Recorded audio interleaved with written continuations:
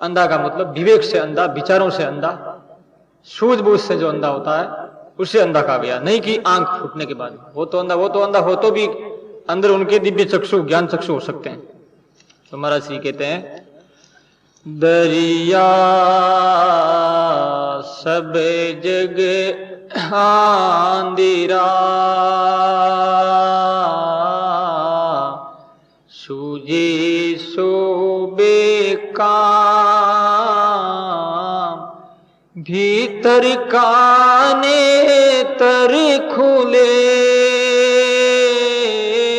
भीतर का नेतर खुले, तब ही दर्शे राम, तब ही दर्शे राम। बोलो राम। महाराज श्री कहते हैं दरिया सब जगह अंधेरा, सूझे सो बेकाम। सब जगह अंधेरा, जो दिख रहा है वो भी बेकाम है, दिखता है लेकिन वास्तव नहीं दिखता है।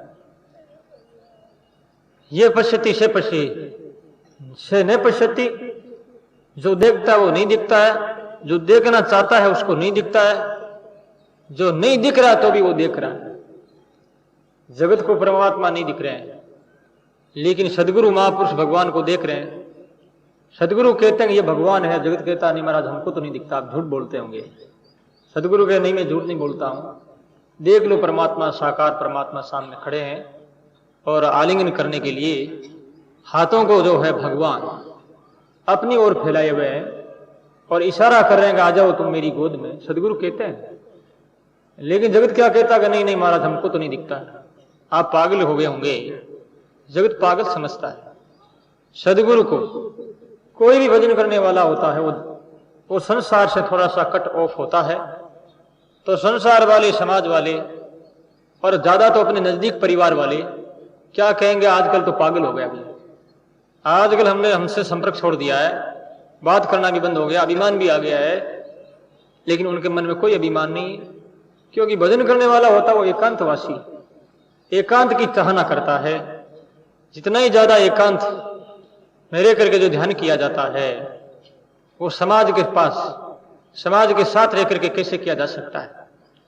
इस वास्ते एकांतवासी वो तो परमात्मा के साथ में रहना चाहते हैं, संगी परमात्मा का है, तो दुनिया उन्हें पागल कहती है। लोग बड़े बड़े महापुरुषों के बारे में पागलों की श्रेणी में लेते हुए पागलों की उपाधि दी है, लेकिन संतों ने जो दुनिया को पागल माना कि तुम पागल हो, हम पागल नहीं हैं, हम सही रास्ता पर चल रहे हैं, जो वास्तविक ध्येय है उन्हीं ध्येय पर हम चल रहे हैं, पागल तो तुम हो। तो महाराज श्री यहां पर बताते हैं अंधा जो होता है व्यक्ति वो अंधा है, लेकिन फिर भी मान लो किसी को दिखता है, अंधा नहीं कहते हमारे तो आंख है, तो महाराज कहते हैं सूझे सो बेकाम। और सूझा कब जानिए, जा को दर से आत्म राम, अपने आत्मा के अंदर जो राम दिखता है वही वास्तव में सूझता है, उसको दिख रहा है। इस वास्ते आचार्य श्री कहते हैं दुनिया भरम भूल बोराई रे, दुनिया भरम भूल बोराई, आत्म राम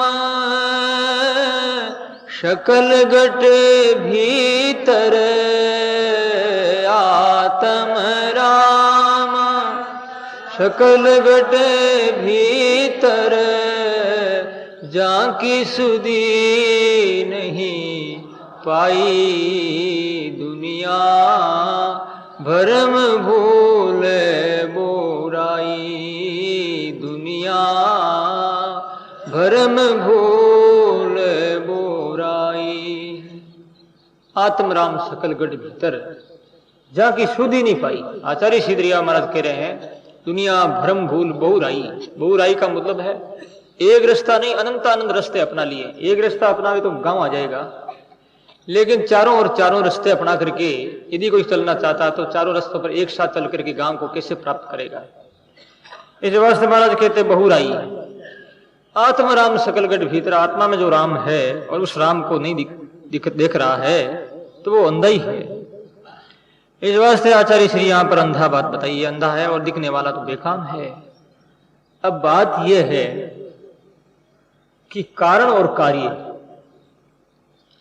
कारण से कार्य की उत्पत्ति होती है, प्रजा उत्पन्न होती है। प्रजा के कारण कौन? प्रजा का कारण मां और बाप है। तो मां बाप किसी के अंधे होते हैं तो उनका बेटा भी अंधा होता, ये नहीं। कई अंधों, आप देखा नहीं, अंधों की शादियां होती, स्त्री भी अंधी होती है, उनका पति भी अंधा होता है, उनके बच्चे होते हैं वो अंधे नहीं होते। किन्हीं किन्हीं की ऐसे दिखने वाले उनके भी अंधा हो जाता है। एक बात याद आ गई मुझे इतिहास की, बड़ी सुंदर बात है ये, काम की बात।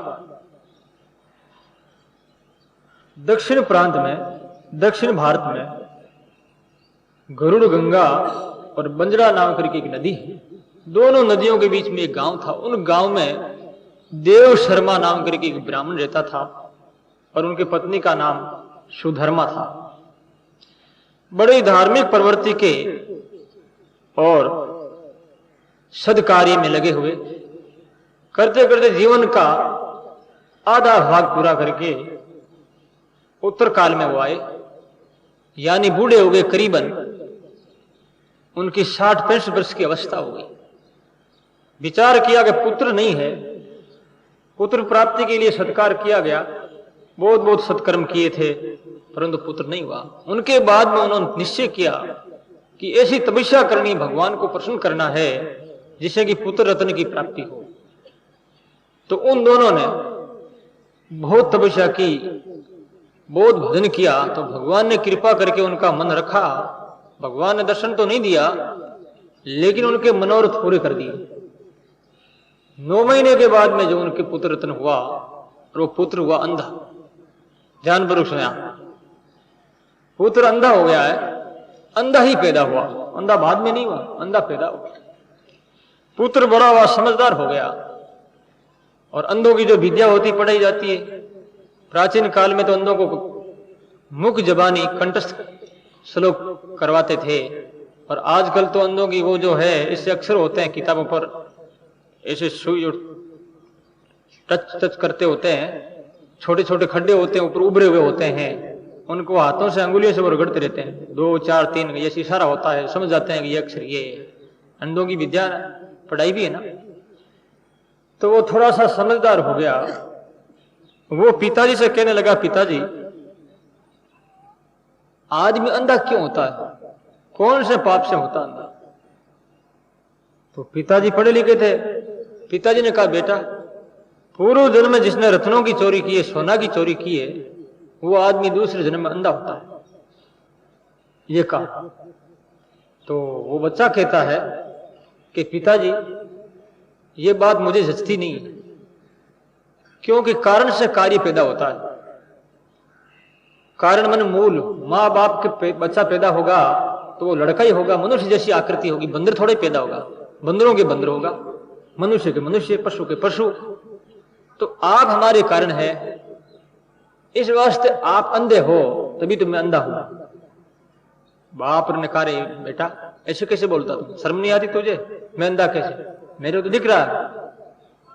बच्चा बड़ा मार्मिक उत्तर दे रहा है कि पिताजी बिल्कुल अंधे हो, यदि आप अंधे नहीं होते तो मैं अंधा नहीं होता। तो बोलेगा, आप अंधे ऐसे हो कि आपने कई वर्ष तक तपस्या की है, और तपस्या में आपने परिणाम फल क्या मांगा, पुत्र मांगा है, आपको शर्म नहीं आती?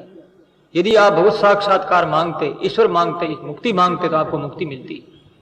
ये मलमूत्र की फैक्ट्री मांगी आपने तपस्या करके, इसलिए आप अंधे हो। समझ गए आप? इसे अंधे कहते हैं। अंधे हुए आंखों से फूटना, अंधा थोड़ा ही आता, आंख दिख रही है, लेकिन अंदर के जो विवेक जो है, जिनका नष्ट हो गया है, विचार करने की, समीक्षा करने में की जिसमें शक्ति नहीं है, वो वास्तव में अंधा है। तो पिता ने कान पकड़ लिया, बेटा बात तो तू ठीक कह रहा है। वास्तव में ये तपस्या की, पुत्र प्राप्ति के फल को लेकर के किए। यही जो तपस्या, ये परिश्रम ईश्वर के लिए करते तो ईश्वर की प्राप्ति हो जाती है।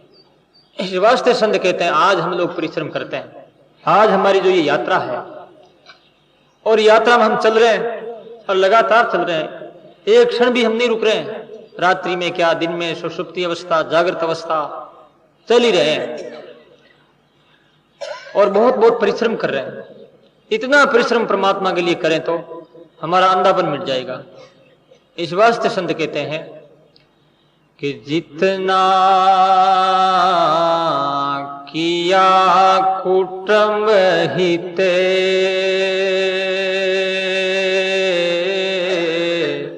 जो करते हरि हे,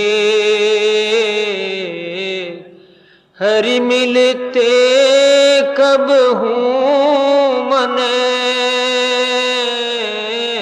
हरि मिलते कब हूँ मने, रे तू अब ही चेत, रे तू अब ही चेत। बोलो राम। जितना परिश्रम कुटुंब और परिवार के लिए किया, इतना यदि राम जी महाराज के लिए करते, भगवान के लिए करते, तो हरि मिलते कब हो, कभी के ईश्वर की प्राप्ति हो जाती है। और ये संसार आज तक किसी को नहीं मिला है और मिल नहीं पाएगा। आप कहते हो कि रोजीना मिलते हैं अपने को, जो मिलता कभी बिछड़ता नहीं है। भगवान एक बार मिल जाएंगे फिर नहीं बिछड़ेंगे, और संसार बार बार मिलेगा और बार बार बिछड़ेगा, मिल मिल बिछड़ जाए। आचार्य सिद्धरिया महाराज कहते हैं, जीव मिलम्बिया जीव से कार्य सरेनी को, जीव विलंबिया झूठ है, मिल मिल बिछड़ जाए। जीव का जो मिलना है वो बार बार मिलना और बिछड़ना है। संयोग और वियोग ये दुख लगा हुआ है, और बरबस रात दिवस की नहीं। तुलसीदास जी महाराज कहते हैं जैसे रात दिन चल रहे हैं, इसी प्रकार से संयोग वियोग की धारा जो है निरंतर लगातार चल रही है। तो ये वियोग